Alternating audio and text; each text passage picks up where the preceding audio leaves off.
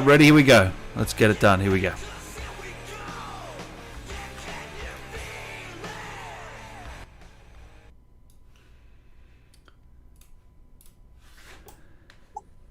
Hello? Gavin, can you hear me, mate? I can, yeah. Can you hear me okay? I can hear you. I can't see you. Oh, okay. Let me see if I can share my screen. I can hear you. I can hear you, though. Oh, it's saying that the host has disabled participant screen sharing, or is that something else? Oh, wait, hang on. Sorry. There I am. Hey, how you doing, brother? How are you? Hey, what's up? Hey, Good to see you. Good morning. yeah, good morning for me. 7 a.m. here, and opposite end of the day for you. Yeah, 8 o'clock. How was your day? It was good. Yeah, it wasn't too bad. Pretty good, you know. Nice weather. Yeah, Yeah? can't complain. Where are you located? What? Where are you located at the moment? So I'm based in London, but I'm back home at the moment in Dublin. Dublin, of course. What's it like over there? I've never been. It's good, man. Yeah, what? I've never been before. No, it's it's great. I mean, it's it's where I grew up, so it's home. Yeah, it's good. I mean, we're still in lockdown and all that, so it's a bit tough. But we're coming out of winter anyway, so there's kind of brighter days now, you know. So Yeah, I was going to say, how was 2020 for you with COVID and everything that happened? yeah, it was bizarre. Yeah. Like, I can't complain really. I was doing a show I was doing a play in New York, and the day we finished was when they had declared the national or the state of emergency. So we flew out. So I mean, I knew a lot of people whose plays got cut short, whose work got cut short. And we just flew out the next day. And then back to London, and then there was just full lockdown, and it was the same as everyone really. Just didn't think it was going to be a whole year later, and we'd still be kind of at it, Crazy, We isn't actually- it? What? Crazy, isn't it? Yeah. It's hard to imagine, but I mean, no, it was okay. It was it was a good. I was still God. I think I still recorded some Cyberpunk last year in lockdown.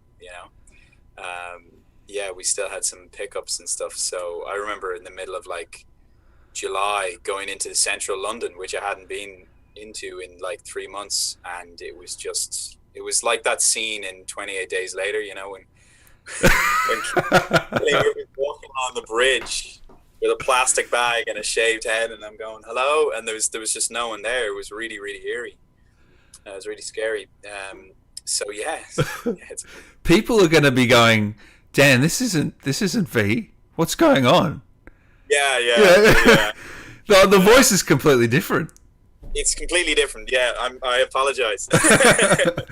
How did you come up with the voice? How did it all begin for you? This iconic role. Yeah, it's bizarre. I don't know. I mean, like I think we did a question and answers thing a while back, myself and Jeremy. It was the first time we had met, and it was over Zoom, and it was a somewhat similar thing. I recorded everything I did in London, or most of what I did in London, and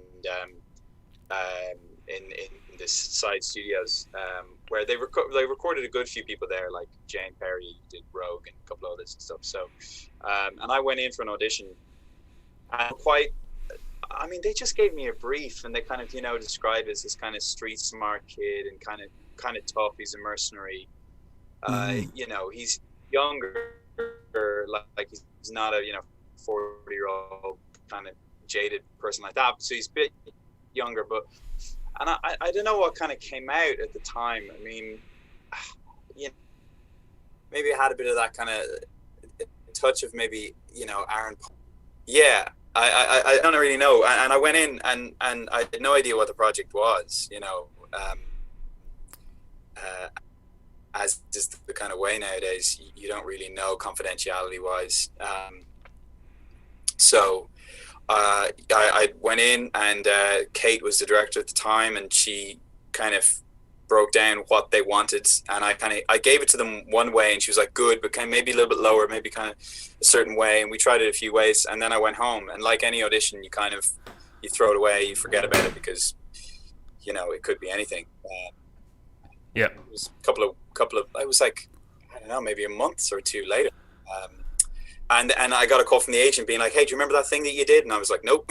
And they were like, "Great, well, you got the part." And I had a friend who, I mean, I am a gamer, but I have friends who are, I mean, put me to shame. And Yeah. I had an inkling of what it might have been, but it didn't make sense to me because I was thinking, why would I be in the running for this? Some guy from Dublin, you know. Yeah, yeah. And I ran it by him, the spec of what the game was in the breakdown that didn't really have any kind of clear defining words, and he was like, "Dude, that's Cyberpunk," and I was like, "Okay, Wow. maybe it's a trap, maybe it's a trick or something." And I went in, and you know, 2 days later, I was in recording the The demo? I did a bit of mocap. Yeah, well, no, yeah, the demo and the mocap for that trailer, which I don't know if you Oh, remember. was that mocap?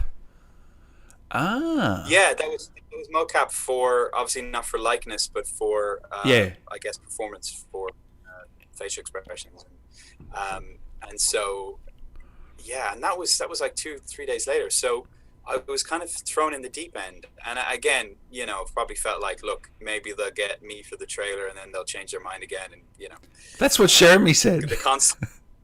Yeah, the constant shadow of just being fired, you know, because it just seemed like, It seemed you know, unreal. they had these, you know, these massive actors, and so I figured they would eventually sub me out with some, kind of cool young Some guy like Keanu Reeves or something. yeah, some junior, so. But they didn't, and they stuck with me, and maybe I wore them down.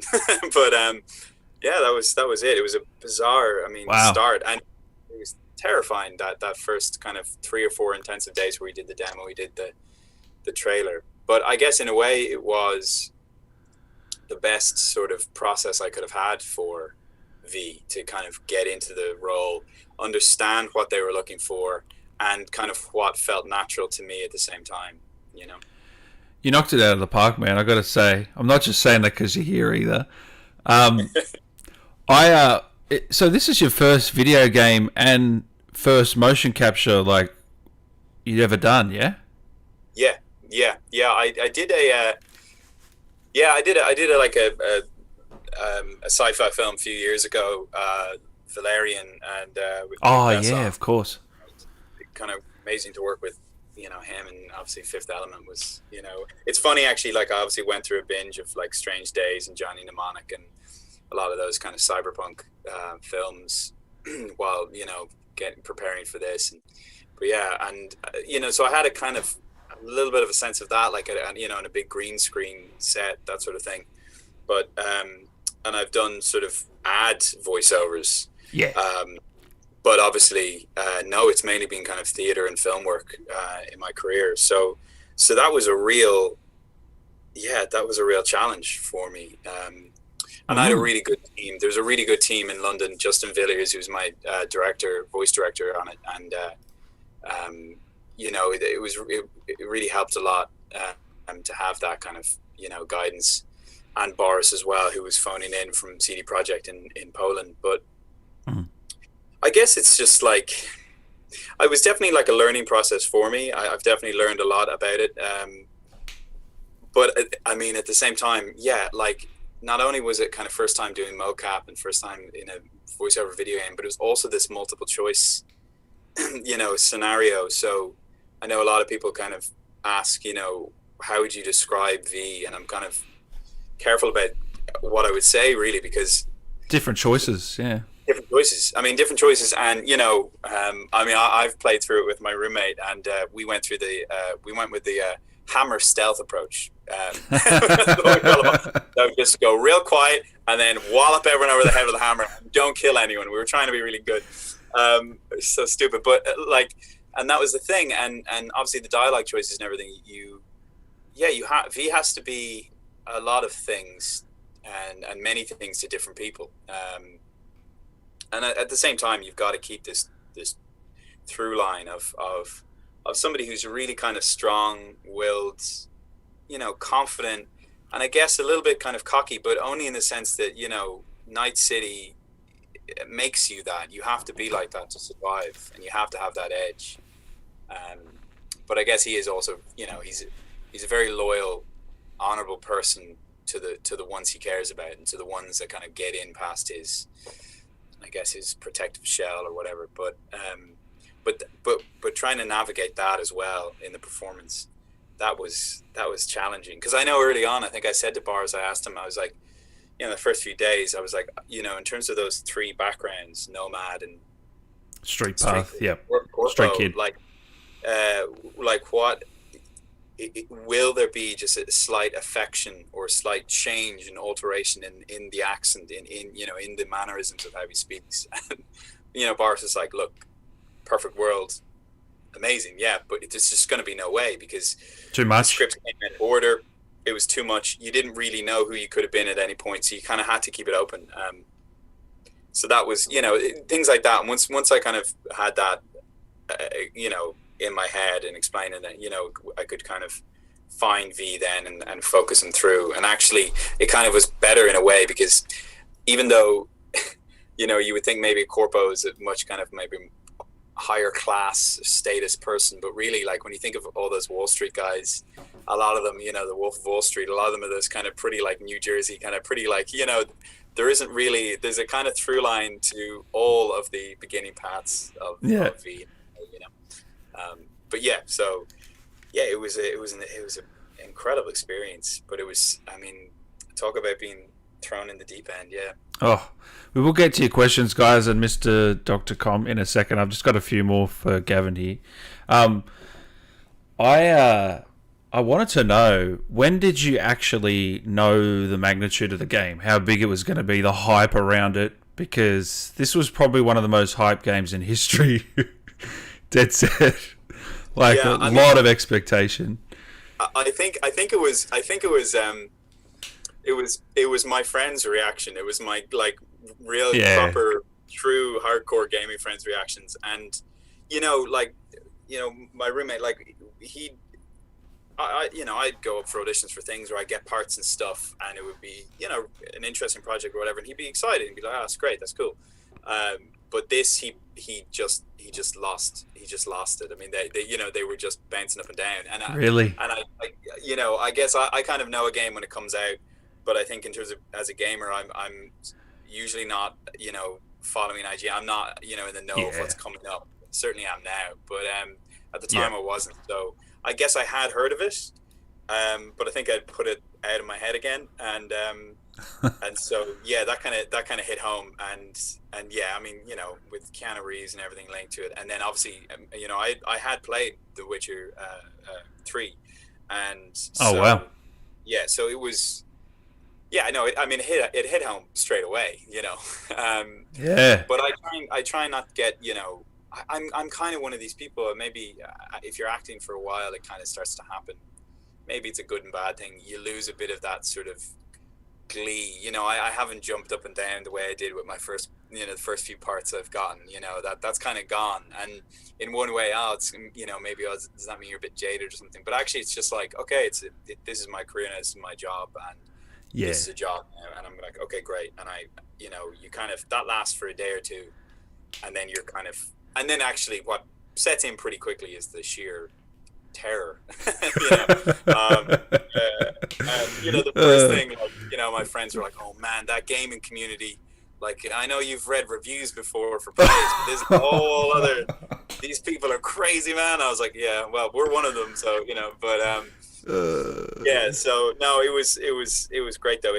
It hit home pretty quick, but then before I knew it, I was kind of in the thick of it, and I was recording 4 or 5 hours every day, and wow, didn't have time to think. There was so much in the scripts, and you were trying to read them the night before, and you were trying to get a sense of the order of it.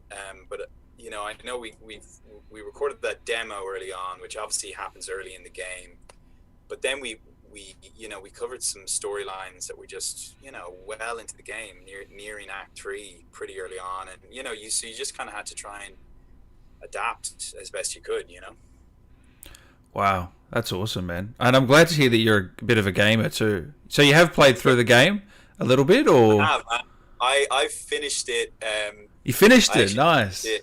Yeah, well, as in like my ending, or the ending we ended up playing, and yeah, we finished it 2 weeks ago, and but I'm home now, so yeah, I've been playing it with my roommate, and partly because I think I didn't want to play it on my own because I would have been too analytical, and even even playing it this time around, obviously, it's a new experience, and it reminded me exactly of like seeing myself in a something on screen. You can't enjoy it the same way, which sucks a little Mm. bit, but it's not a big deal. It's fine. But it was really nice playing it with someone else because whenever it looked like it was coming to a big decision, we take turns playing, and I would just hand him the controller, and I'm like, I'm not gonna. So the decisions were kind of his. In terms of it. But yeah, we ended up, and what's really cool about it actually, and just goes to show how well they did in terms of threading the whole thing together. I know it was over a year and a half, so obviously certain scenes are going to fall out of my head, and others are going to stay. But I didn't know what ending I was going to get, even well into the end of it. Like right by the end, Really? we got as far as, so we went in kind of Johnny style, and we killed Adam Smasher, and we sneak in that way. Yep. And Rogue dying just like destroyed my friend who had the biggest crush. He was like, Rogue's my gal, man. Yeah. And that's it. But we got there, and I didn't realize that the ending was going to be the spacewalk, the big heist in the sky ending, which is great, and it's great. I mean, it's funny playing it. I wanted him to experience obviously all of the scenes, or particularly certain scenes that I really enjoyed. But it doesn't work that way, and it's better. It's I was playing it with an actual gamer who was experiencing how they would experience it. And as he said, like when he finished it, he's like, I almost don't really want to see anymore, even though I wouldn't be seeing any more of your performance, because he's like, because I've had my version of the game now. I mean, I remember we played Detroit. We played Detroit Become Human together, three of us. Oh, nice. Yeah. And it worked out really well because it was three of us, and there are three leading roles, so we kind of like just turns. I don't know, it just worked out perfectly. And I would love to play it again, but I can't. That's it's your story. It's our story, and that's what's great about these games. Yeah. See, I ended up playing through Cyberpunk a few times, one as male and one as female, with the different life paths, just to see how it all. And it's funny how I know you and Jeremy, the female V, had to sort of line up some of the dialogue so it was the same length, but very different takes on the character, I would say. Yeah, totally. Yeah. And what was nice was that they were very kind of cautious about CD Projekt and Side, where we recorded, of not playing much of.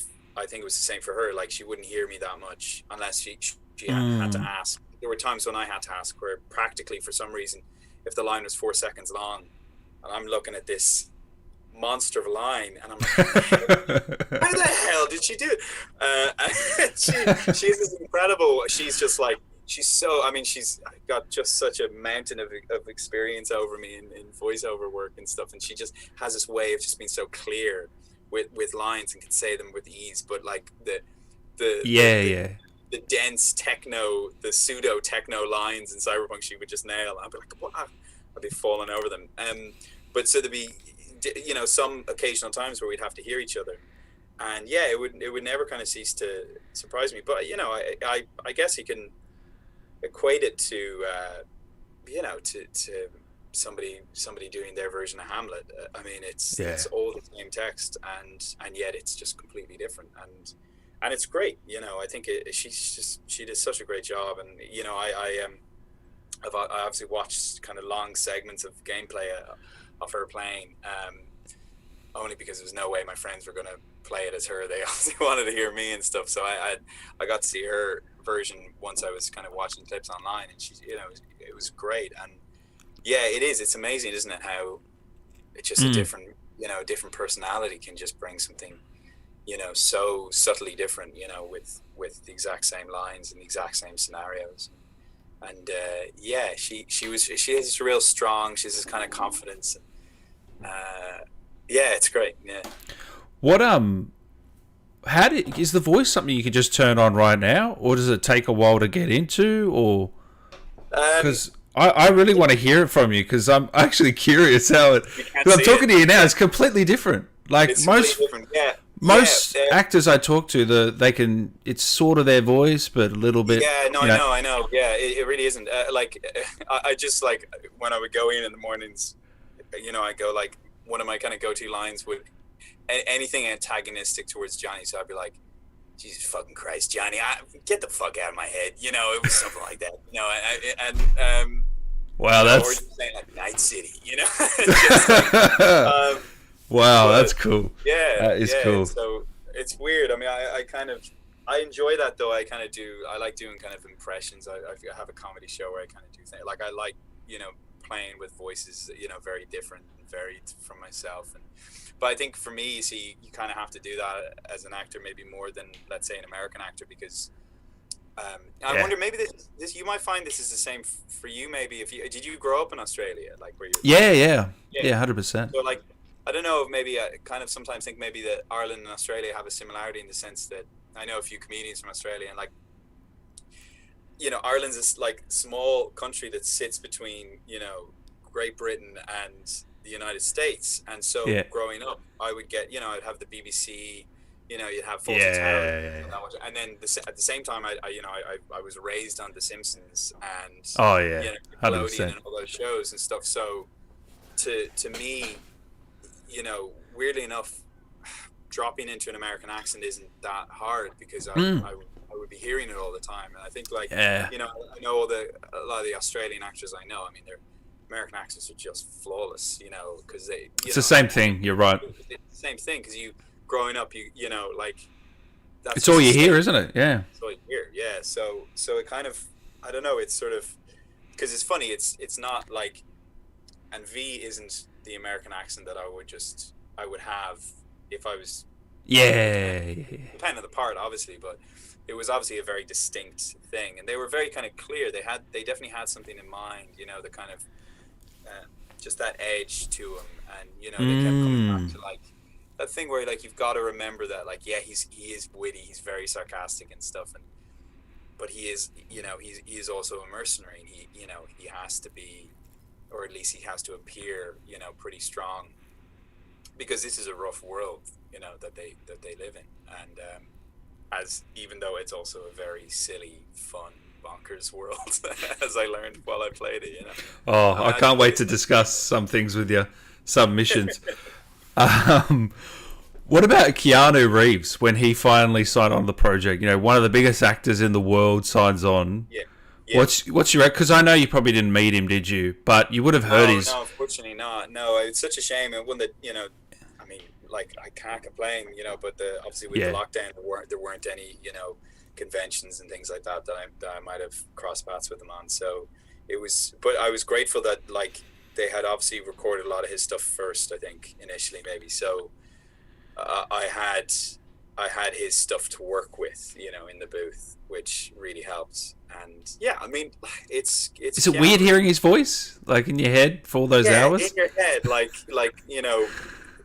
talking to you, and and like every now and again, you'd almost hear him just in the room, not saying a line, and you'd be like, wow, this is very surreal. And Mm. I like to joke with friends and family, like because particularly with my family, video games, like their heads, Yeah, they explode. zone out. And so, but then you mentioned Keanu Reeves, and my sisters were like, oh my god, and they were like, oh my god, you're in a video game with Keanu Reeves, and I was like, actually, I think he's in a video game with me. I think he's my sidekick. I was like, just so you know. But no, I mean, It's true. it was great. And by the way, like, getting to see him all together now that I've played the game, just like Johnny Silverhand is such a wonderful character. Like, it's such a subtle, like this aged rock star thing. It's so wonderful. Like, it's so wonderfully lame at times. Like, he really Yeah. like. with the younger generation, and you're kind of there with like a Mick Jagger, and there are times where you're just like, this is kind of cringe, like his outlook on the world, saying all these outdated stuff, and he was just excellent. I thought he did such a good job. It really, when you see it, you know, all together, and you realize the kind of character that he is, and actually like the way that relationship develops, if you choose it to, is really wonderful. It really is. It really is. It's like you two have been best mates. I don't know how the chemistry's pulled off. The fact that you've never met, and you know, it's actually quite pretty well done. Yeah, it's a weird one, and I think we had it quite, you know, something about our energies. I think like maybe it's that there's a kind of, there's a Johnny Silverhand, you know, there's a young Johnny Silverhand element in V, you know, and so it's what rubs them up against each other so much is that there are a lot of similar qualities, and they don't, you know, it's nothing worse than when you see, you know, some of your bad qualities in somebody else. You can see it and you go, oh god, that's what that's like, and they just gel really well. Yeah, just like, you know, just Johnny just like flipping you the bird and all that, it's just so funny, you know, it's just really great. Oh yeah, it had a really good dynamic. And I remember kind of thinking as we played it, you know, my friend was like, oh, I really don't want to end up like, you know, he was kind of aware of the story, like he's understanding that like the chip is shifting and the psyche is shifting, and he's understanding that like, oh, there's going to be a possibility that I'm going to have to choose between Johnny and V in terms of who's going to be in the body. And he was like, he was obviously very passionately like, no, it's going to be, I'm not going to, you know, we're not going to like waver here. We're sticking with you all the way. And I even found myself towards the end, like it just got to me, even though I knew what was going to happen. It was really, you really do, he is really in your head. And the way in which they had some of his appearances, you know, in terms of the cinematography of the setting up of where he would be standing. Oh, he always pops up. I tell you what. Always pops up, and he's like, you know, and they don't know where you're going to stand when you're talking to someone, and he's just lying in the background, or he stands beside, and the input's really great, and he really does. They really get that across, that he is in your head and he's niggling away, and by the end of it, you know, it is kind of, you do realize you're like, it's he's been part of you, you know, and it's hard to let go, or it's hard to let yourself go, and you know, whatever your ending is, but. Yeah, he was great, man. Yeah.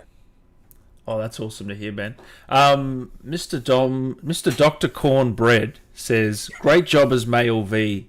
You killed it.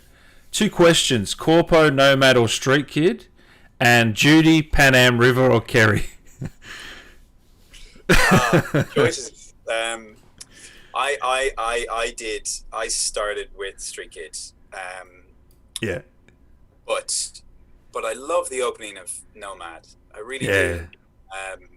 And so the one that's actually just kind of not in my head now at all, in terms of just because it's been a while, is Corpo. And so I will play it again, and I will start as Corpo because there's some really lovely, like that kind of corporate intrigue stuff, kind of real kind of like neo thriller stuff, that works really well at the beginning. Look, I guess my answer is Street Kid because that's what I started with, so I guess that's the answer. But not really. I can't. You can't pick. I can't pick between them. And as for the, I mean, I don't even know who you listed. Like, so Pan Am, Judy, Kerry, all them. Or not Judy, but yeah. When we played it, my friend was like, he was following Judy around like a sad dog. Like he was just like, this girl is so cool, man.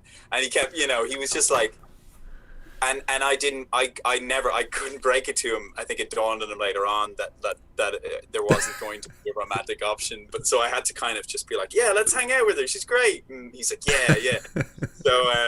So no, but you know what? Like, they were all great. Like Matthews, Kerry's voice, like that's such a great storyline. Like the whole band stuff playing together it really works. Like that scene where they're all at the pool and he poured the concrete into the pool and they're all sitting around arguing, bickering.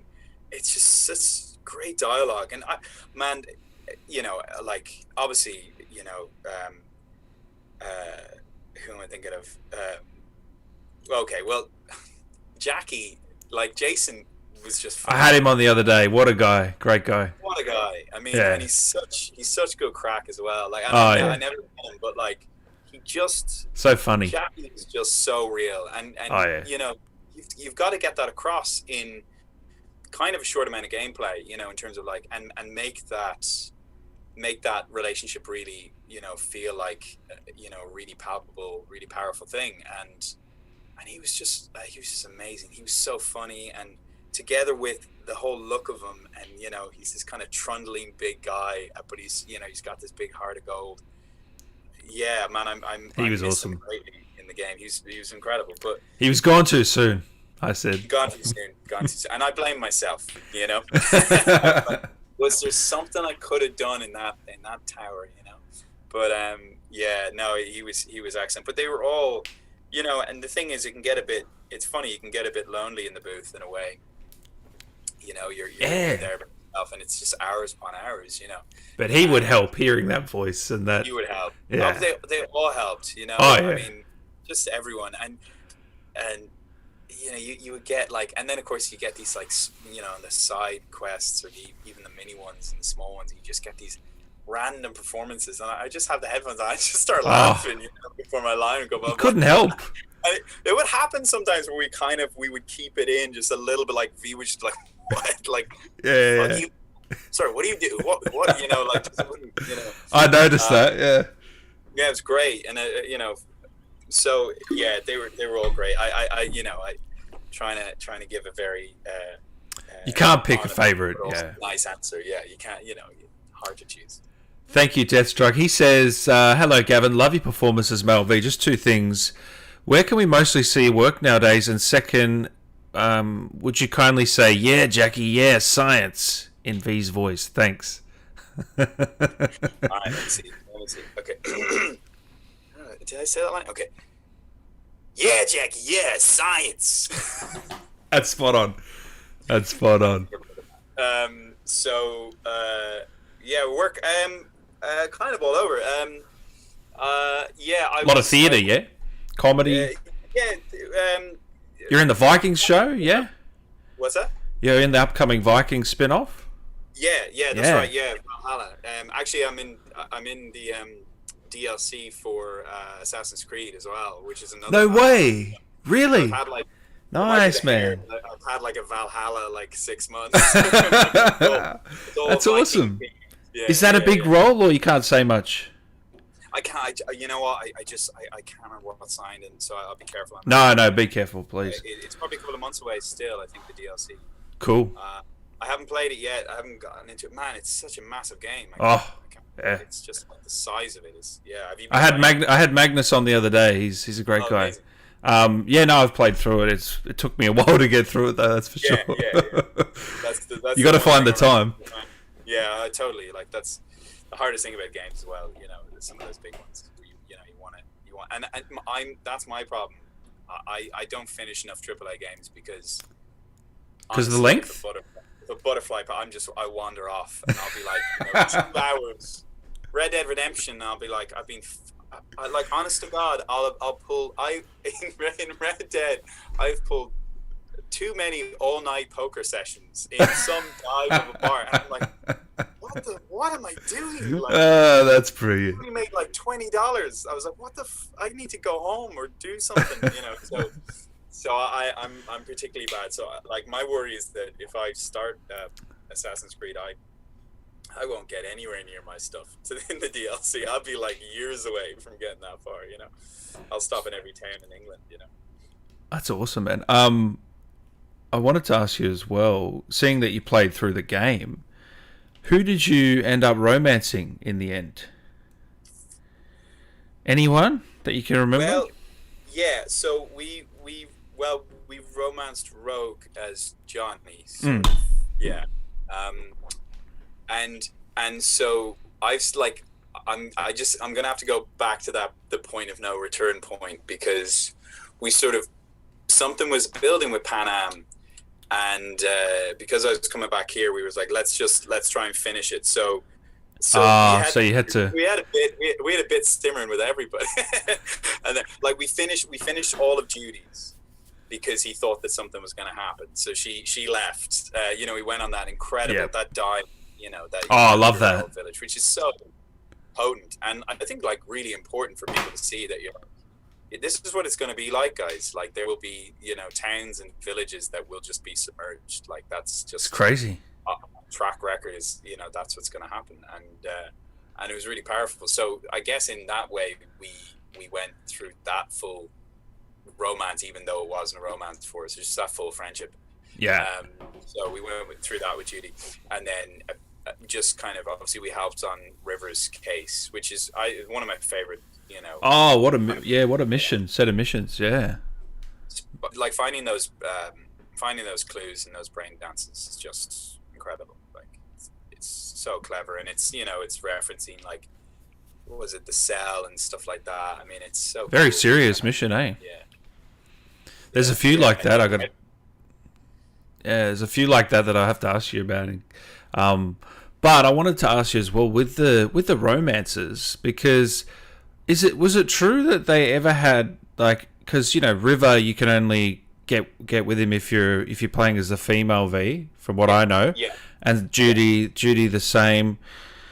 Were those locked off? Were they always locked off, or did you ever record lines for getting with them, or what was the go there?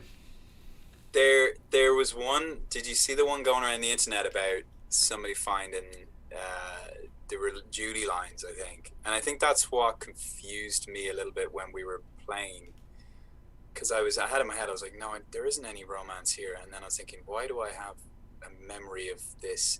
And so I think basically there were certain days where you would get the script in, and obviously it was this really impressive Excel spreadsheet which had like each line, it had female V and then male V, and then whatever the next responses, and then your possible responses, and the people talking, and they had a link to each of them, so you could try and keep track of where in the quest you were.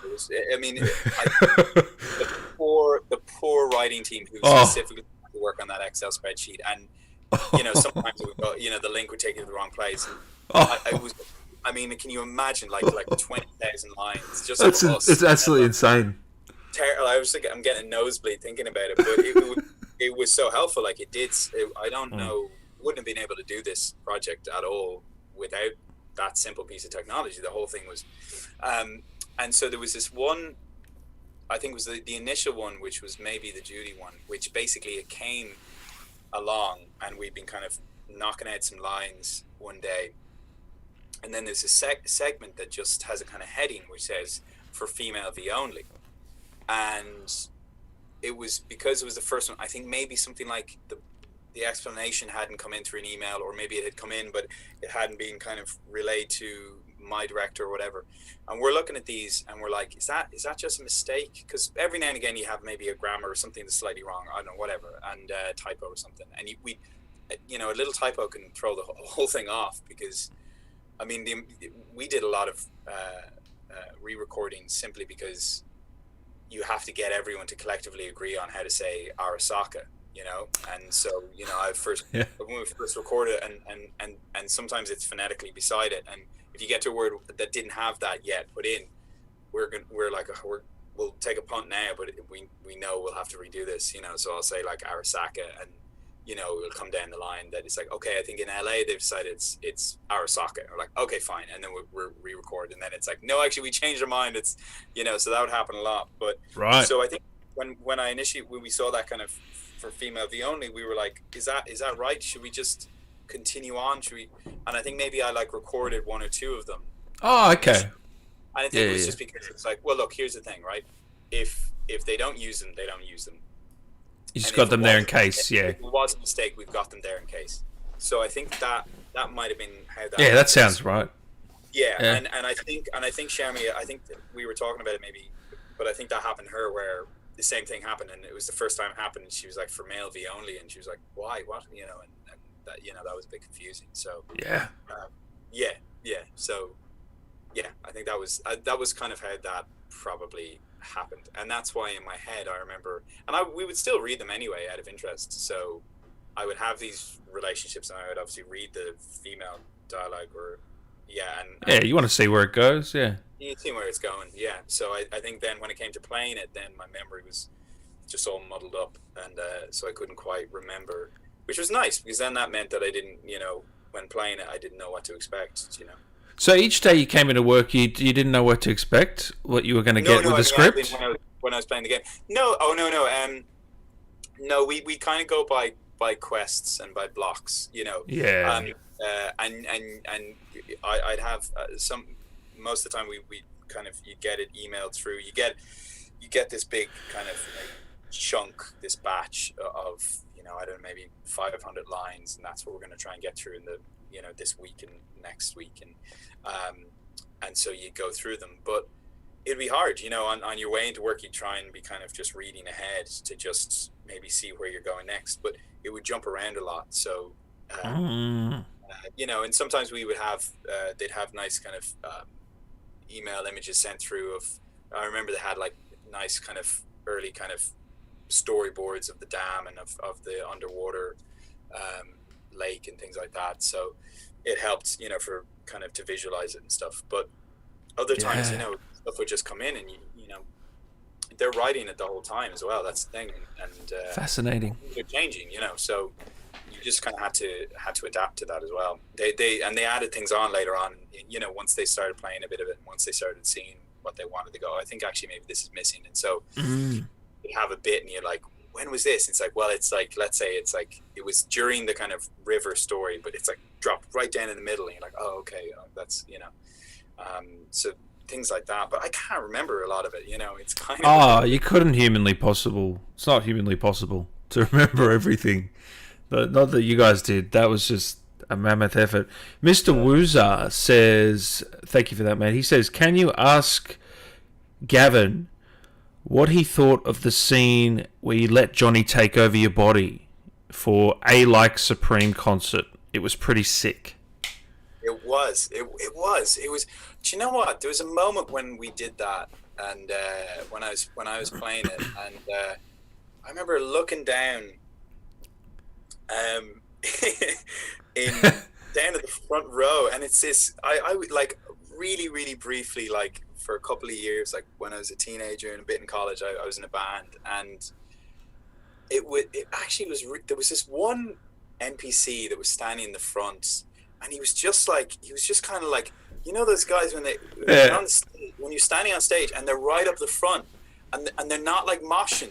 They're like, if you're ever like at a music festival, and it could be like for like, I don't know, like Faithless or like something really like, intense. And there's just this guy standing there, with just like a bottle of water, and he's probably very high or something. But he's just, but he probably isn't, because he's probably just like, and he's just kind of nodding. And it was so, I remember looking down and seeing that guy thinking, that is so real. That's such a beautiful detail. I don't know why I kind of just kept looking at that. But it was great. Yeah, no, that storyline was great. Although I did fight it for a while.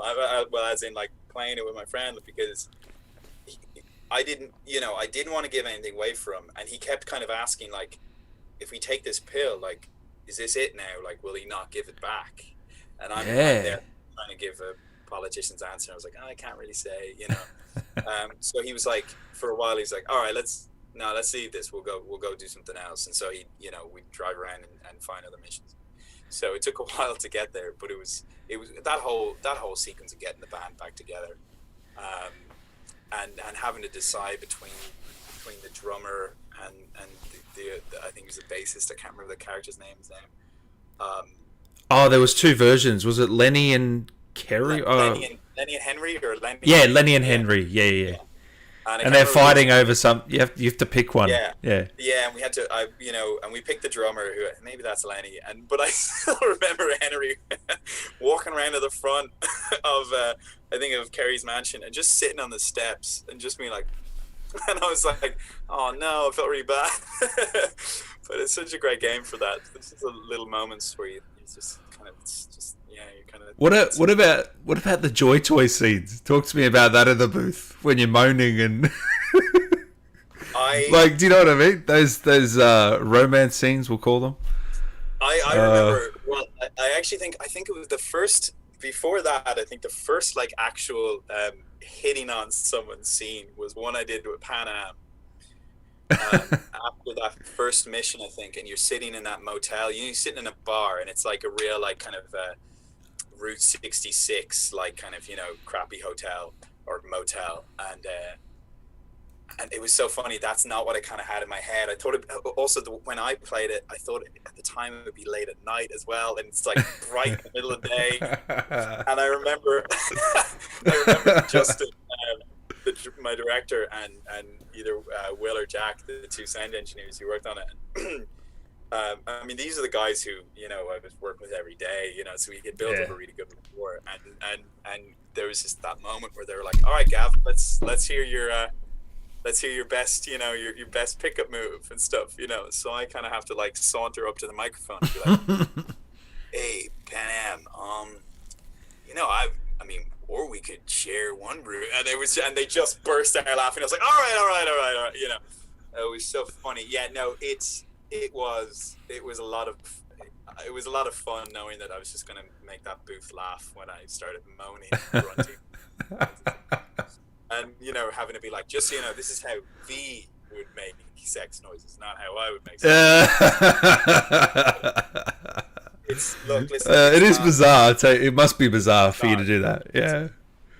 But it's probably not the weirdest thing in acting I'll have to do in my life. No. Emma Pearson. What was your thoughts on Takamura? I love Takamura. It was his. That was a really fun. I really enjoyed that dialogue because I think he at times he was so serious, and he had this kind of like, slow demeanor to him, and so it was this kind of like, good cop old cop vibe when we were going around, and like some of the exchanges that I think are so funny are when. That they added in that obviously I wouldn't have been part of, but they're the text messages that go back and forth, Yeah, you wouldn't have seen that, would you? You wouldn't have known about that. No. But they nail it, like, and there's these moments where where Takamura says like, are we going to meet? Are we going to meet at 9 o'clock? We're meeting at 9 o'clock, and you reply like, yeah, I'll be there. And like just in this kind of like, all right, I'll like, and what was it? It's the mistake, isn't it? Doesn't Takamura? Yeah. So you got to knock 4 times. If you don't knock 4 times on the door, is that what you're talking about? You gets blown up. So there's that, which is so funny, and I remember like the dialogue, like I'm not going to do that, like and winding him up and all that. But there's another bit where he sends you like an emoji or like something like, "Hey, sweetheart," or something, and they go, "Oh, so I didn't mean to send that," and he says "lol," and like it's like yeah. And it's a classic like older person doesn't know how to, and your reply is like it's all right, So there's so many details like that are just awesome. Yeah, and that parade, that whole mission was. Oh yeah, great mission. That's the thing. Every mission is so well done, and like the storytelling. I just love the world because I love Blade Runner, so I just love exploring Night City. It's just so much fun to me. It's so much fun, and it's massive, and I still have to explore it. Like I still feel like there's so much of it. Like, do you know actually those is it going down south or is it going up north where you get to those like, I guess they're like battery fields or something, and they're those like kind of like gray tinted triangular, and they kind of go for like a mile, and it really reminded me of that. Opening scene of the new Blade Runner. Yeah, exactly. Same here. So cool. Yeah, I love that. Like the atmosphere of that game of Cyberpunk is incredible. Like it's just mind-boggling. What about do you remember the crucifixion mission? Yeah. Oh, what's your reaction to that, mate? That is a full-on mission. There was something about it when I read that, and it was early on, because I remembered like obviously certain. I again probably one of those people who got too distracted in Witcher and didn't go all the way with it, but there were this. I remember like a friend of mine he loves that game so much, and he was kind of telling me maybe about some of the side missions that I hadn't seen in Witcher, and just the nuance and the like these obscure stories that are really kind of like affecting and powerful that you just don't expect. And I think when I started Cyberpunk, I'm like, I can't wait to start reading those ones, you know, because I know this team, I know CDP, like I know that they have that in mind, and that's actually where they really come to life in a way, is some of those side missions. And I remember when I read the Crucifixion one, I remember going, yes, okay, here we go, like this is what I was this is what I was hoping for, you know, in like a story of that caliber, which is so kind of dangerous, and it's so progressive as an idea, and it's just, and it's so heavy, and the concepts in it, and you know, this man who's on death row, and the ideas of, you know, these existential ideas of the afterlife, and you know, modernity and religion, and you know, its place in the world now as well. Like, I mean, you know, you always have to remember any science fiction is a reflection of the time that it's made in, you know, and that's you know, it isn't 2077, it's now. And what is it about the world of Night City that you can see in the modern world? And that, you know, that way in which we have commercialized everything, and the media has made us just consume everything for its kind of entertainment value. That was a big undertone for me throughout that mission. Yeah, and it was very powerful. And playing through it with my friend, and he was like, and I was like, you know, and you know, he asks you, will you be there for it? Did you do it? Did you do that mission? Did you nail him? Yeah, we did, and it was really, really, really awful. I know, isn't it? And you know, I talk about this a lot with my friends, but it's obviously an easy kind of thing to say that it's a great time and a golden age for video games, because obviously they're, you know, just becoming bigger and bigger and all that. But in terms of, like, when you think about certainly kind of Western cinema, you know, after the 70s, once they kind of figured out what a blockbuster was, and once they kind of figured out the formula, not much has changed. You know, every decade or so you get one that kind of breaks the mold and, you know, becomes the standout film or handful of films. But it's this massive medium that's kind of, it's reached a certain point in a way with the big blockbusters. And what's great about the gaming industry for me is that you have these, I guess, you have these massive blockbuster games that are doing these really controversial and really interesting and really challenging ideas. You know, like when somebody goes to see, I don't know, pick a current blockbuster, they don't really have their universe or their concept of the world really challenged all too much, you know. But when if you're watching Godzilla versus Kong, you're not gonna. Yeah, you know, you're going to go and you're like, wow, that was great, and you know, amazing visuals and some great performances or whatever, and I had a great time. And but you know, I during lockdown, I played through The Last of Us Part 2, and it's just I was weeping, and it was just so intense, and you know, you can expect it. Like, I expect that from the indie films. You know, you can expect that from. You don't expect it from gaming sometimes, do you? You don't expect it from the big game, or the, you know, like, and yet all of these massive games they're all doing something really interesting. And you know, there are many by the numbers, you know, just shoot 'em ups or whatever that might be. But even then, there's always a couple of scenes, or there's always something in it that just, you know, breaks the mold a bit. And that, obviously, that scene, that crucifixion scene, is, you know, a perfect example of that. And I'm sure that unsettled a lot of people, and I'm sure, you know, a lot of people were not okay with that scene, and that's okay too. That's part of it, like, because it is art, you know, and it is meant to challenge people, and it can be heavy stuff, you know, but it's it's important, I think, to have that. We can all get a bit too dulled by being kind of just spoon fed a certain thing. It's nice to have our. I uploaded that mission to YouTube, and the comments are very interesting. A lot of long comments about how they felt about the mission, and everyone's got a different opinion about it, and some loved it, some didn't. You're right. It's it's a ballsy mission, I call it. Very ballsy of CD Projekt to do that. But and the thing is, like, you have to ask yourself, like, because the easiest thing in the world would be just not to do it. Exactly. The easiest thing in the world is to write it, to record it, and then just come to that point where you're kind of about to pull the trigger, and you go, you know what? Let's just not. The game is great enough as it is. We don't need this.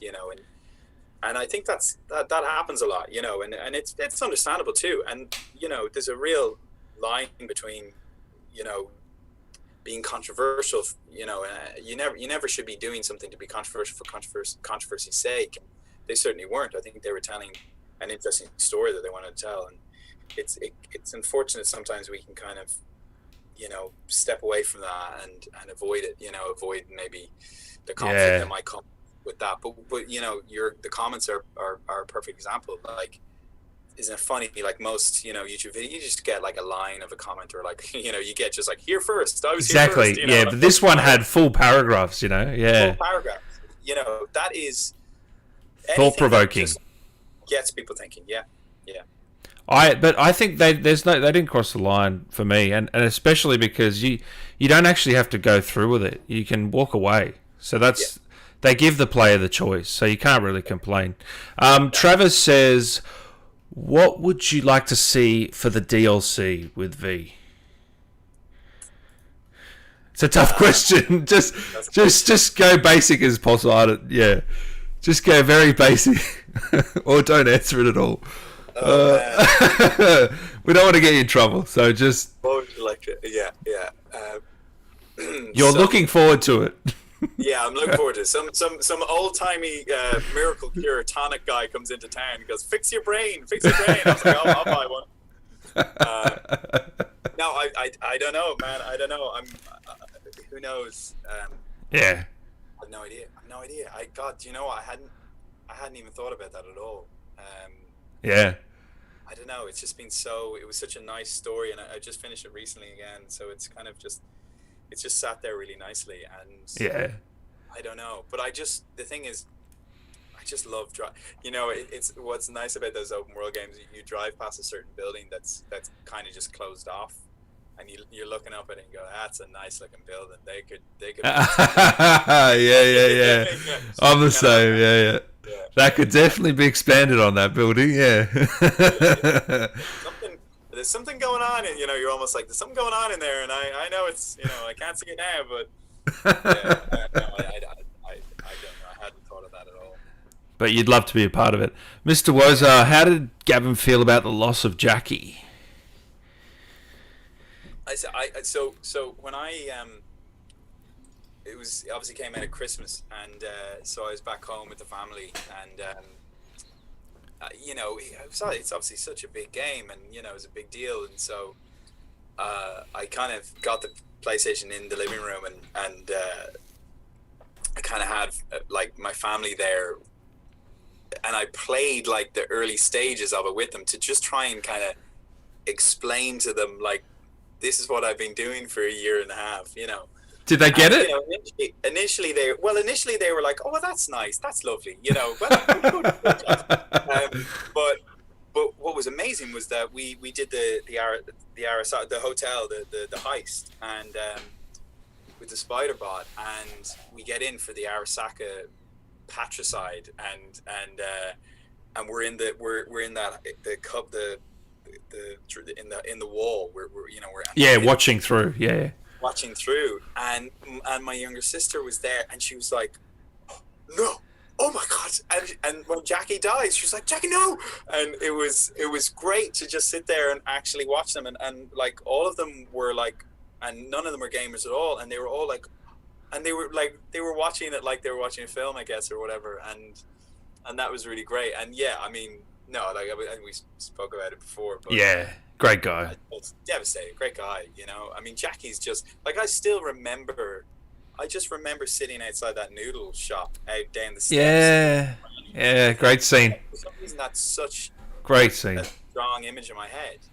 And he's just there eating noodles, and he's just being his like optimistic self, and you know, he was great. And yeah, it was devastating, you know. 100%.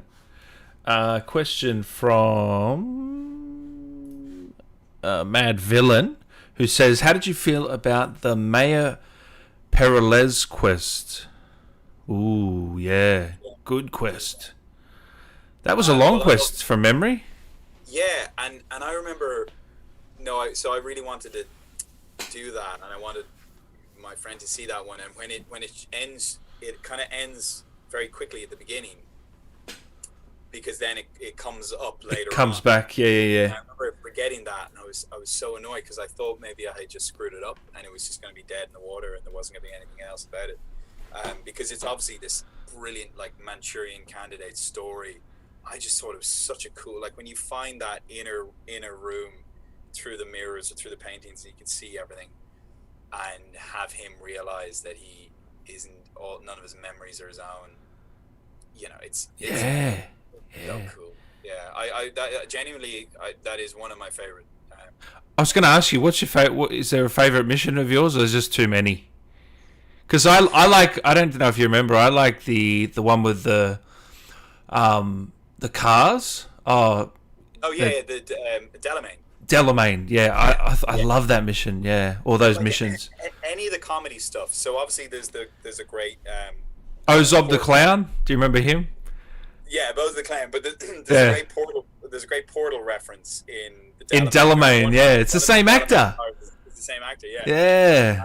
That was really cool. That was awesome. Yeah, I love the Delamain. He was so good. I think he recorded in London as well. Obviously, he's got that great kind of proper English voice, but English accent. I mean, I mean, I have a particular soft spot for Brendan. Brian Deschard, and it's just incredible. You know, the vending machine, self-aware vending machine, just so genuinely endearing. But that's so I love those little small ones. I love the side missions where you don't expect it. But I guess getting the band back together, all those stories. I thought the river, searching for his nephew, that stuff was really really very powerful, very kind of heavy. The animation that they had, you know, the cows being milked and stuff, that was really cool. I don't know, where to begin. Like, I also like the monk one. Do you remember that? Oh yeah. I find that really sad. Like that they did that to him really upset me. You know, that they forced is that the one where they forced the implants on him? Yeah. They forced the implants. Yeah. You're right. You walk past him and there's a guy and he's like looking for his brother and you're confused. But yeah, that one really, that was really. I just really appreciated like whatever his faith was, and that he didn't want, you know, any technology on his body, and for that to happen, it was really. I remember being like, that's awful. That's a really really really cruel thing. This is the thing. There's so many good missions. I hope people get to play them all, because I know. I mean, I can't even. There's some now that they've gone for me, and I've forgotten them, and that's why I'm gonna, you know, I'll go back to that point of no return in the game, and I'll drive around. And, do you think you'd ever stream the game or anything like that? It's a tough one. I might. Yeah, I might do. I might. I have a friend who you know does a bit on Twitch and stuff, so I might. Yeah. I you might dabble. You might dabble. Yeah. Deathstruck says, Gavin, how did you tackle the performance for the suicide ending? Since it's a pretty heavy subject in itself. It is. Yeah, that was. I guess. I don't know. I've played some kind of intense parts of my day, and I guess it was. Yeah, and I remember maybe that day we had maybe been doing something else, recording, some other side mission, and then it kind of just appeared, and we're like, okay, we're doing this now. And I don't know, maybe by the time I had gotten to it, I was in a really good place in the booth where I felt really comfortable in there, and it's very funny. I think like sometimes when you're, particularly if it's on stage, it's definitely the hardest. But if you've got to come in on stage at a certain level, and or you've got to get very, very emotional on camera, maybe you've got a couple of goes at it. You can maybe take a while to get into it. But even then, it's hard because all of a sudden, you could rehearse it loads of times, and the emotion could come so easily, and then all of a sudden the camera's on you, and something in your jaw just tenses, or something around your face tingles, and all of a sudden, if you're ever trying to force emotion, it'll never come. That's the kind of the cliche thing, and I think for some reason in the booth, like the director's there, he's through the window, and the team are there, but actually I'm kind of in my own space, and I have the lines there, and I actually found it quite helpful atmosphere in that booth at times to do that, particularly because I think V's isolation in that moment, his feeling of loneliness and stuff, it's certainly it's easily done when there's no distractions, and you can really just take a moment, and the tape players record. I mean, as in they've hit record, they let it run as long, and you can take as long as you want, and you can get those lines out. It was heavy stuff, but the environment that I was in, I don't know, I felt I was, it was. You're just comfortable, so it was easy to perform in the end, or easier? Easier, yeah. Easier, it's never easy, no. Yeah, it's a heavy, Jesus man, it's heavy stuff, Yeah. Was that the hardest scene, you reckon, that you had to do? Man, it's always funny, like, I don't know if many people have coined this, but like, that people say, sometimes laughing is harder than crying. Sometimes. Yeah, you're right. Really silly moments, or the hysterical moments. What was hard was, I recorded some of it in New York, actually, and I was doing a play in New York, and that was just before the end of the world. But they found a studio for me there because they needed to get me stuff, and I, purely on a practical level, because I was doing a show that every night and then going in during the day, and there's a passage where he's sort of deteriorating, obviously, and so it's it's not a long segment, I guess, in the game, but when you're recording all of that, and instead of it just being his voice or whatever, it's like this kind of pained, they want and the note you're getting is a little bit more weariness, basically, so we'll record it, and then they'll actually see the environment of where V is, and they go, no, actually he needs to be in a bit more pain. So you come back, you're like, okay, fine. So then you're basically you're recording maybe like 40 lines in a row where you've got that kind of strained thing, and you're doing an accent as well, and you're doing an accent and everything, but that's quite tiring. That was just, and of course V's voice sits lower than mine, which is okay, because the more my voice is used, the lower it gets anyway. So if it's a bit worn out, it gets a bit more gravelly, and it sits into that. But but it can get tired. There's a limit to everything, and I think there was one stage, I think, with that, where I was doing the play as well at the same time, and I thought, like, too much.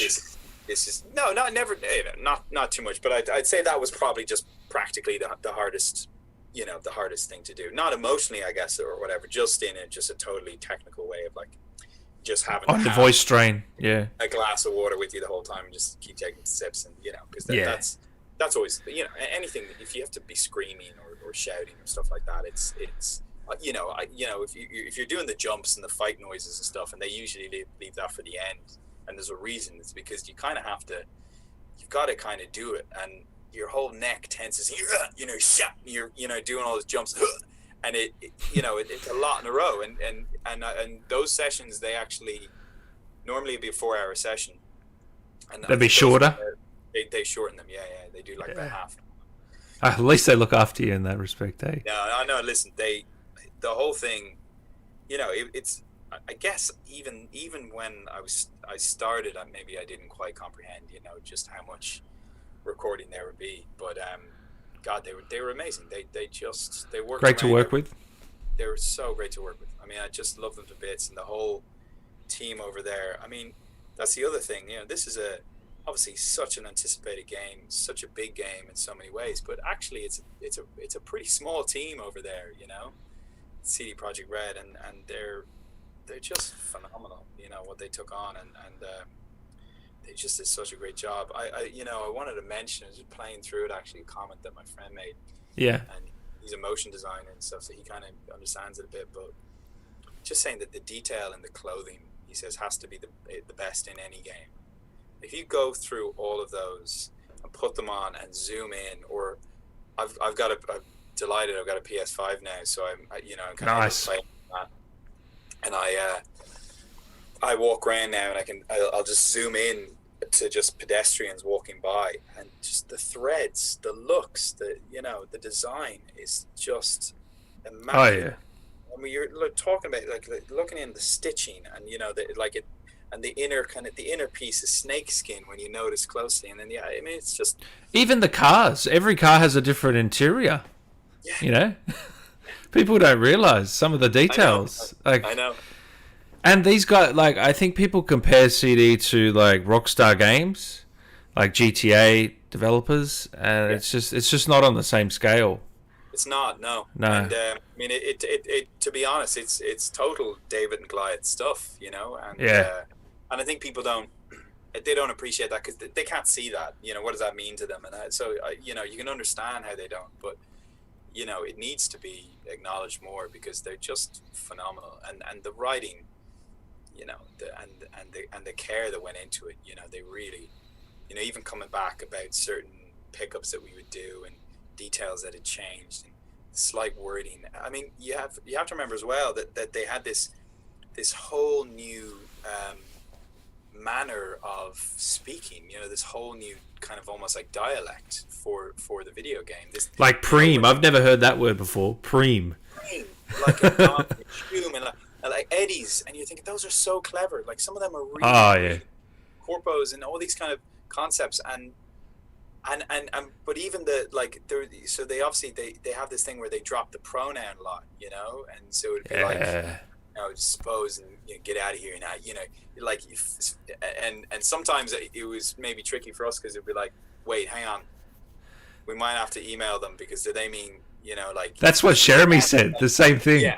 So it's like, need to get out of here. It's like, wait, hang on, whoa, do I need to get out of here or do you need to get out of here? That's entirely different. So but that's that is an entirely that's you look at any of the big triple, The Last of Us, it doesn't have, it hasn't invented a new dialogue, dialect and slang and way of and manner of speaking. That is and that reminded me, that was the closest to working with a playwright who has a specific style. Yeah. That's the rhythm. It has to be like this, and that full stop is there for a reason. And that was what it was like. And you're thinking, this is incredible that they, that they're doing that on top of writing. First of all, they're writing enough storylines. 6 games, right? Let alone 1. A full TV series. 8 seasons. 8 seasons. Yeah.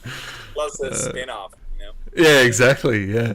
Dr. Gordon says, I'm a big fan of Gavin as Luke from Love Hate. Glad to see an Irish actor in a lead role in a AAA game. I was delighted to see him as V. Dr. Gordon. Good man, yeah. That was a long time ago. Yeah, it was a series in Ireland, and I played a bit in the UK. It was great. It's a long time ago now, but it was a good show. Hello, Gavin. Do you have a favourite weapon in the game? I thought the Malorian Arms 3516 Johnny's gun was pretty dope from Makaza. Yeah. I like Skippy. Do you remember that gun? Skippy was, I remember Skippy, but I haven't found Skippy yet playing in the game. It's really annoying. Yeah. So I haven't actually experienced Skippy yet in game. But no, Johnny's gun. I can't like the fact that Johnny has a particular reload style as well. Like that was so cool. But again, going back to we were hammer stealth all the way. Yeah, that was our jam. We just found the best blunt instruments. So we have this big orange hammer. We have these big goofy kind of Mad Max goggles on, and there's nothing more satisfying than than short circuiting their optics and then walking around and just holding down and just knocking people over the head. And I think there's a certain joy to it in the fact that like this incredibly well designed game, and they've got like great gunfighting styles and stuff, and we're just going around bonking people on the head with like a mallet. It's very funny to me. I think that's just like, well, there's a very interesting weapon. I don't know if you know it, but you can unlock it. Very long, very interesting weapon that I used that I couldn't upload to YouTube. Let's just say that. Yeah.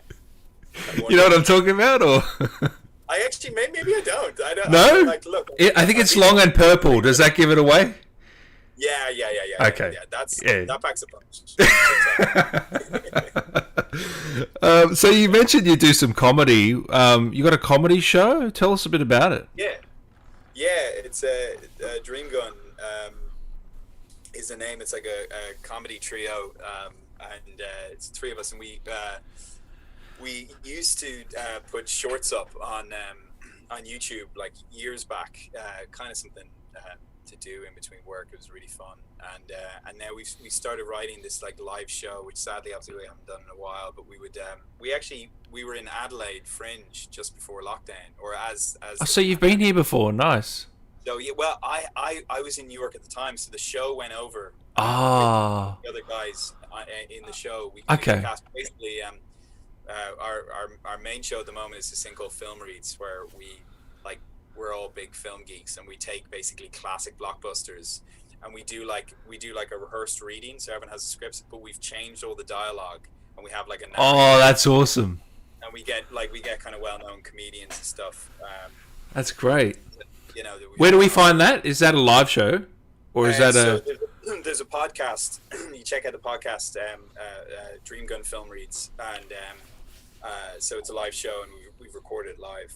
So hopefully we'll be back soon, because we usually do Edinburgh, and we've taken it to Australia, and it's sad we would be there in Adelaide at this time. Oh, yeah. Traveling, you can't get out and stuff. So so it's a shame. So it'll have to be next year. But so we've been doing that a bit in London and Edinburgh and places like that. So and we're just writing some other stuff, which is great because it's just nice. I just really enjoy the writing, and it's good for the soul. Have you ever seen Auntie Donna from Australia? Yeah. We love them. Yeah. And it's very much that style. Like it's very improv. A lot of improv. Well, yeah, you'll get improv with the actors, because the idea is when we get our cast, and we've had like Australian comedian. I don't know if you know the Bear Pack. They're improv duo. I don't know if I've heard of them. I've probably seen them. I just don't know if I've. I bet you've probably seen them. And yeah. But yeah, so we well, basically the idea is, we'll do like Home Alone or something, and we'll be like, okay, so you're gonna play John Candy, and you've got all these lines and stuff. So you get the actor in, whoever it might be, and they haven't read it before, So you get a lot of corpsing in the moment, like live on stage, and you get a couple of moments where people go off the book a little bit, and that's funny. So but it's not technically, it's not improv in the sense that it's obviously scripted, and they have the script in front of them, but. Yeah, it's good fun. Yeah, is it great. Good reaction from the crowd? It's amazing. I mean, we started it. It actually began as a fundraiser for another show that one of our guys from the group was taken to Edinburgh, and we were like, let's not do a table quiz, where we charge $5 in. So we read Jurassic Park, and we just read it just to 15 friends in a pub, like that was it. and it kind of started as that, and then we did GoldenEye, and it just went from like 40 or 60 people coming to see the show to like 1,000-seater venue in Dublin, and it just like took off. It's just really, it's just wow. I guess our fan base is kind of like, you know, you get the most out of it if you know the film, you know, and we don't pick anything too obscure. And we actually did The Matrix, you know, like, so I got to do my Keanu, which is very funny, because then like a couple of years later, then I'm, you know, doing this. But yeah, it's great. It's a really, really fun show. It's an amazing show to be part of, and you know, it's also fun as well as an actor, because you get to live out some of the, you know, the old kind of classic roles, you know, but like put a comedic twist on them, you know, which is cool. That's great. Mikaza says, if you could join any gang in Night City, which one would you join? Well, I would be the whitest member of the Voodoo Boys. You know, I'd love to be like the one Irish guy. I'd be the one Irish guy. Like, how's it going? What's up, crack? What are we doing today? Yeah. Constantly just getting like weird looks from everyone. I don't know which gang. I'm trying to remember them all. There's so much stuff to remember in this game. I tell you what. I know. I don't. Yeah. I don't know how any. Like I never kept all of it in my head at one time. Anyway, that's for sure. Like, I don't know. You can't. Parvizzle says, "Hey Toombs, I love the Leica Supreme a lot, where you get to play as the Samurai Band, which we mentioned earlier. What is your favourite car, Gavin, if you haven't answered that already? Favourite car?" Yeah, well, so we did that mission with Rogue to find that guy on that freighter, and there's a... Isn't that how we get it? I think. And there's a container, and it's got Johnny's Porsche 911 in it. That's right. Yeah. And what I really like about it is it handles like Johnny's personality. Like the back of that thing just swings wildly, and like James, my friend, got in it straight away and started driving fast, and he just started spinning out of control. And I thought he was taking the piss. I thought he was just doing it like being over the top. And he's like, "I'm going in a straight line," and I was like, "This is so Johnny's car." We were just like, "You're actually 100% right." And they would have done that on purpose, for sure. They definitely done that on purpose, and I love it. And it's great because it really feels like real. Like it really makes it feel real for some reason. Like I kind of like that the handling's a little harder than some games where, you know, you just kind of R2 and you cruise and it's great. It's like, no, I want it to be sloppy, because I would prefer to drive around in Night City as a bad driver. It would feel a bit more realistic or something. And so that was good. And then I hadn't been kind of going and buying many vehicles, because I that's usually what I do when I play a game. I'll try and, you know, I'm a completionist, and I'll try and get everything. Yeah. I was trying to be disciplined. I was like, no, I need to get to the end of this game, because I'll never forgive myself if I don't. So I put that aside. But I did not accidentally, but I did stumble across one, and I can't remember the name of it, but it's definitely like based on the Akira bike, so it's the red one. Yeah. That looks great, and I just like driving that around. I think I ended up using Jackie's bike a lot. It's beautiful. Like, it's gorgeous. That's one of the Arch ones. That's one of the Keanu Reeves band. Yeah. It's a beautiful design. Favorite? Oh, this is a tough one. Favorite line? I'm torturing you. Favorite line? Good luck trying to think of it. Just think of anything. I mean, that's so hard. Like, that is. People don't understand how hard of a question that is, especially for you with all the lines. Yeah. No.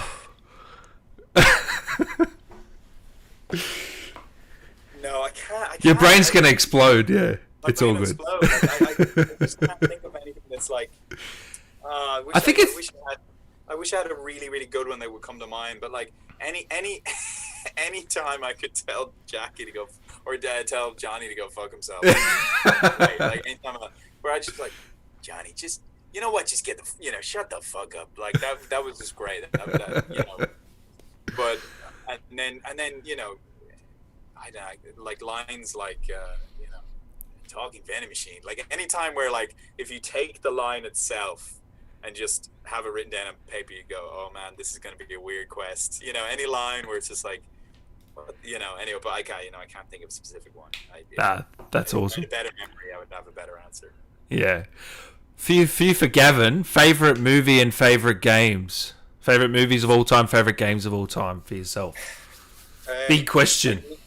Yeah, I try not to kind of get caught into the favorite movie. I kind of will just Give us some you love then.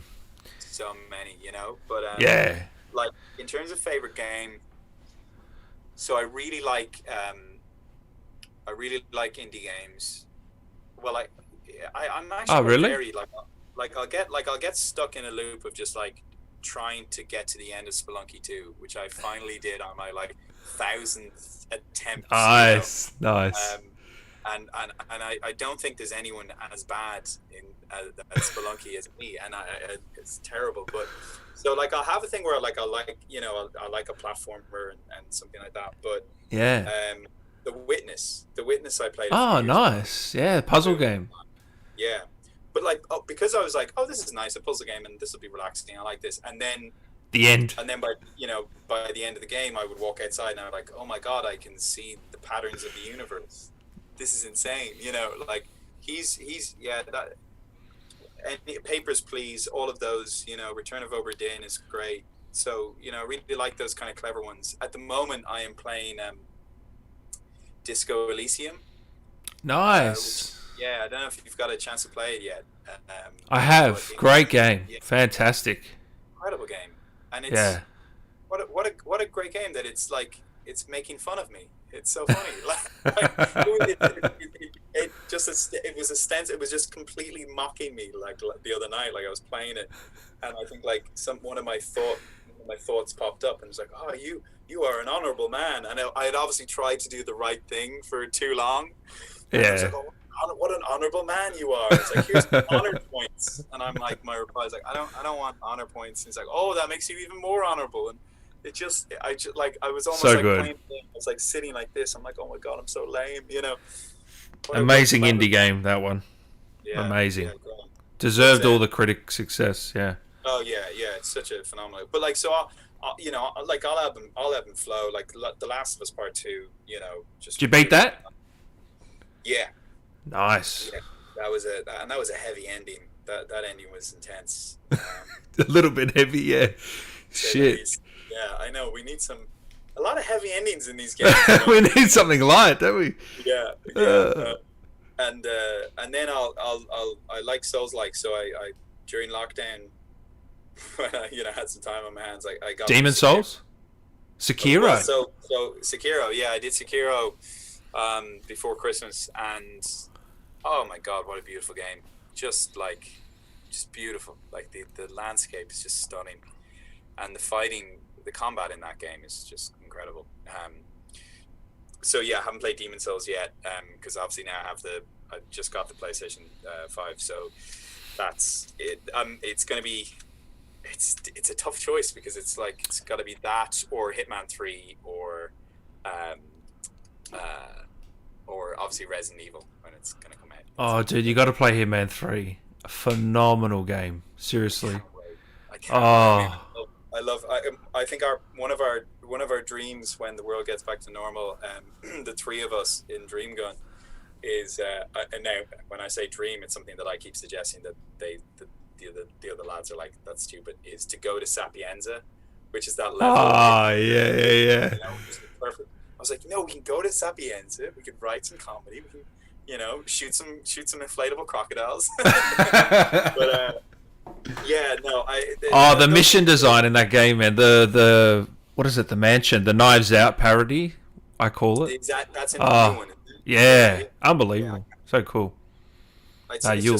They're so clever, those games. I mean, the elusive target concept blew me away, and getting Sean Bean in was so funny. I mean, that's so good. So good. Like I really do enjoy games with a sense of humor, and yeah, and those games are just another level. There and the throwing, like there is nothing more satisfying than getting an expired can of spaghetti and just nailing someone in the head with it. Like there's just like that shouldn't be that fun. And so, yeah, great games. Yeah, so I guess I'm nice. What about movie? Any you can recommend for people watching? Oh yeah. Oh, like I studied film in college, so I'm at the point now where I'm kind of like during lockdown scraping through, finding some real weird. Like there's a. You watch a lot of indie stuff, like A24 yeah, or. A lot of indie stuff, but like, but I'm kind of at the moment like. So obviously I've seen a lot of like the 70s classic, great, like, The Conversation or whatever. So now I'm into like, there's a great IMDb list of thrillers from like the 90s. Oh, you're going way back. Yeah, but like obscure kind of like, and stuff I saw when I was young, but I didn't quite kind of appreciate, like The Hand That Rocks the Cradle. Like, I love kind of random thrillers from the 90s, like, or like a bizarre, very silly David Mamet film, like The Edge with Anthony Hopkins and okay, you need to shoot me this list after we go off air, please. Well, like, I need some good thrillers. Yeah, man. Like, I just guess I'm kind of a bit worn out by the stuff on Netflix at the moment. I'm kind of, and I've seen too many true crime docs or something. I mean, I still watch them, but so during lockdown, I think lockdown 1, as we call them, there was a courtroom drama called And Justice for All, which is a Al Pacino. It's actually where you get the famous "No, you're out of order." The whole courtroom's out of order. Oh, yeah.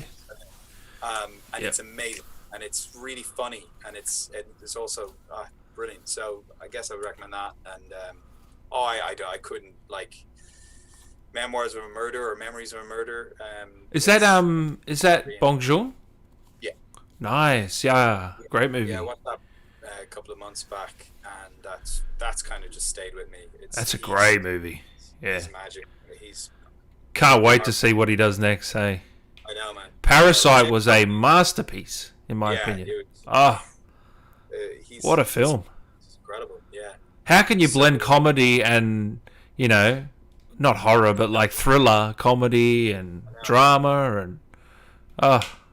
He casts so well. He gets actors that can nail that ability to also be really slapstick. Like, he loves a wide shot. Like, he'll you don't get that kind of comedy anymore nowadays. No. Certainly in Western stuff, where it's real physical comedy, and he gets that so good. I mean, The Host. I mean, that like sequence where they're all running away.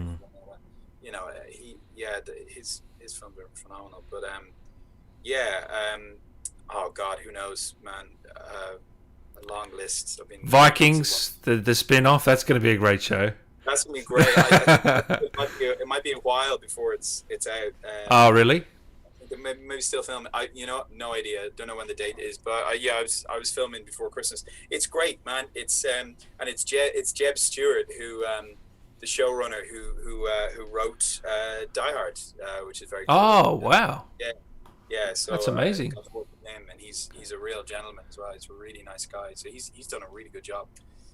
So check that out. And there's a film I did, which it's kind of doing the festival circuit at the moment. I think it might be coming out in.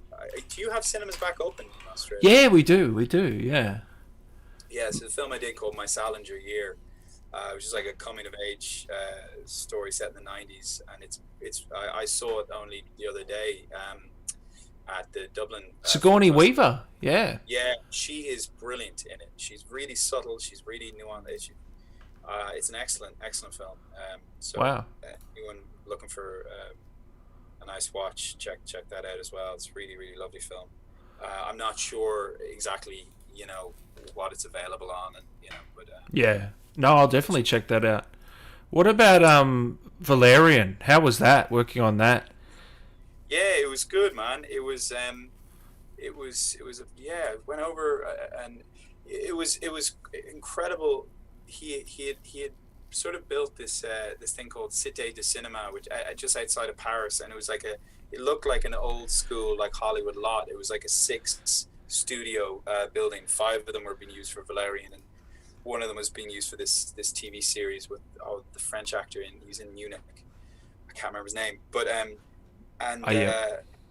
Luc Besson was a really interesting guy to work with, and I love Leon the professional.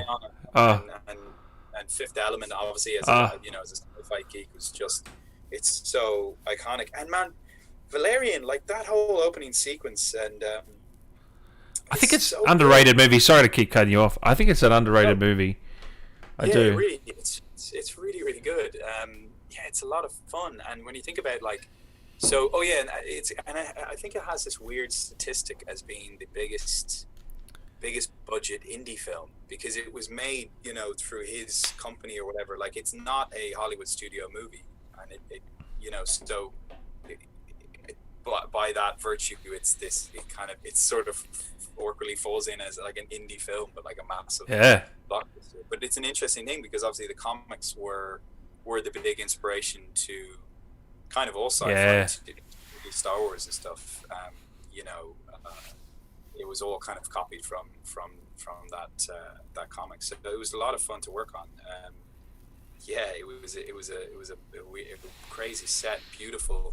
And what I really appreciated about it was they obviously had the big blue sheets and the big blue screen, but my scene, it had a load of props that were really usable and stuff, and that's one of the things that you don't get a lot of the time, with those big CGI stuff. He had found a way to kind of have a really beautiful props department that had designed some really beautiful items and guns, like that really looked like, like, where were these when I was 12 years old, messing about as a kid. They looked amazing. They looked straight out of a child's imagination as well. Oh yeah.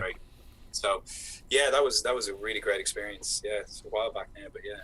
Good time. So in your future, I'll give you a few more before I let you go. In your future, are you looking to do more video games? Is that something you want to keep diving into, or you still want to do movie, theater, TV? Never again. I'm not. No, man. No, absolutely. Like, look, as an actor, sometimes it's a job. You take what comes as well. Particularly. Yeah. These are hard times for people. I was very lucky. I was filming, Valhalla during lockdown, and we were all getting tested, and we were probably one of the only few things filming in the UK and around Ireland and stuff. So so I was very fortunate. So part of me has to say, look, take the work that comes, but at the same time, absolutely, I would love to work on more video games, particularly because it's an art, it's a medium that I really respect, and really appreciate. And it's funny, it's a bit sad that I still do meet a lot of actors sometimes that don't get it. They don't get it. Yeah. Yeah, that's sad. Or they think it's like getting a car insurance voiceover out there. Like, oh yeah, it's great because a bit of money pays the bills and stuff. And you're like, no, it's not just that. Like, I was in Cyberpunk, man. Yeah, it was played by more people that watch your movie.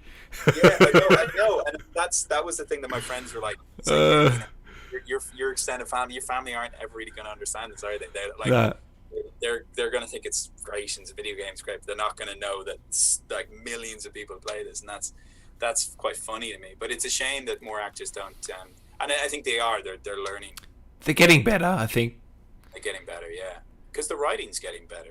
The performances are getting better. It's harder to turn down now. I think it's really fulfilling stuff. I found working on Cyberpunk, one of the best experiences of my life. That's amazing, man. Well, thank you so much for coming on, brother. It's been a absolute delight. Hour and a half it's flown by. I don't know about you. Yeah, man. You're ready for the day now. No, 100%. You're about to head to bed. Yeah, man. This is me. I'm pooped. I'm done. Oh, beautiful, man. Well, hopefully we can chat soon. Again about that Assassin's Creed DLC. Hey, yeah. Can't wait for that. Yeah, I'm looking forward to it. Yeah, me too. Yeah. Beautiful. Before I let you go, mate, can I get Mail V to say something about Dan? Is that possible? Dan, unless you put the Eddies up front, you ain't getting shit. I ain't giving you. I know. What do I say? I gotta. That's it. That's all I got. No, that's beautiful, man. Thank you. Yeah. No, that's awesome, man. Thanks so much. Where can people find you? Instagram? Yeah, I got an Instagram. I tried. I'm not very. I'm awful at it. People were like, "You should get on it." I was like, "I'll try." But yeah, it's there, and yeah, check out the Dream Gun stuff if people need a laugh, particularly in these times. It's a nice way to make you smile and stuff. So yeah, check that out, and yeah, man. Yeah. And play Cyberpunk Male V. Legendary performance. Repeatedly over and over again. Thank you, man. I've got lots more to find, you know. I gotta find Skippy, you know. Oh, you got a lot to find, 100%. You got to find the flaming crotch guy. Have you ever seen, that mission? Oh no! Why did I end up with it's like the first thing I found. These people find me. Yeah. Crotch guy, yeah. Nah, thank you so much, man, for taking the time. I really appreciate it. Have a good night's sleep. Yeah, you too. Have a good day, man. All right, take care, mate. Thank you, All man. the best. See ya.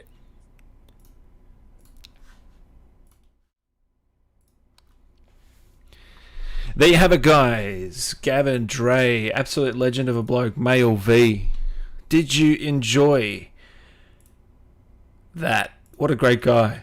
Big gamer too, which was great to see.